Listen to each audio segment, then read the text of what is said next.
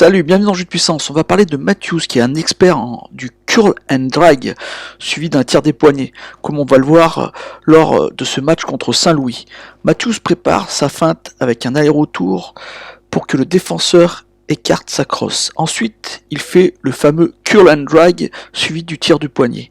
Il amène le palais au plus près du milieu de la palette, utilise le défenseur comme écran et ouvre parfaitement son angle de tir. La plupart des tirs de poignet partent dans le haut de la cage. Il a le talent pour placer le palais où bon lui semble, ici entre les jambières du gardien. Mais Matthews a vu une autre facette de son jeu s'améliorer cette saison, le one-timer. Alors qu'il préfère jouer avec la rondelle depuis le début de sa carrière, cette saison son pourcentage de buts en one-timer a largement progressé. Il faut dire qu'il a le parfait timing, comme on peut le voir sur ce but contre les Jets.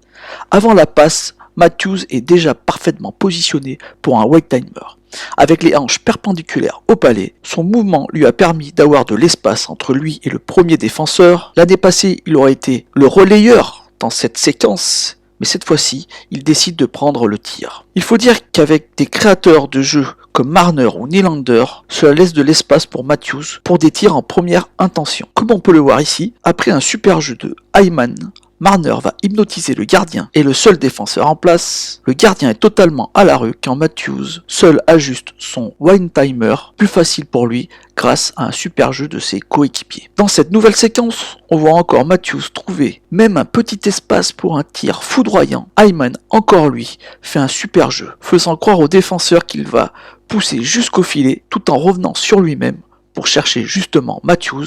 Marner en plus va créer l'espace nécessaire à Matthews pour un one-timer et c'est le but. Pour être efficace sur le one-timer, il faut une dextérité parfaite. Comme on peut le voir sur cette séquence, Matthews qui prend l'espace en allant sur le haut du slot, il aurait pu continuer la bataille sur le bas. Il se retrouve seul. Riley qui a le palais magnétise le joueur qui couvrait justement Matthews. Malgré sa position, loin d'être idéal, vu que son corps n'est pas bien placé pour justement un one-timer, il va réussir à redresser la trajectoire du palais avec ses poignets. Pour être bon sur des one-timers, il faut s'adapter aux passes de ses coéquipiers. Sur cet exemple, la passe est derrière lui. Compliqué pour un one-timer. Il n'est en plus pas perpendiculaire au mouvement du palais. Pas grave, il a tout le talent pour pouvoir faire un geste qui va encore amener un but. Avec cette nouvelle facette dans son jeu, Matthews devient encore un meilleur marqueur. Il aurait pu atteindre sûrement les 60 buts. Malheureusement, cette saison s'est arrêtée trop tôt.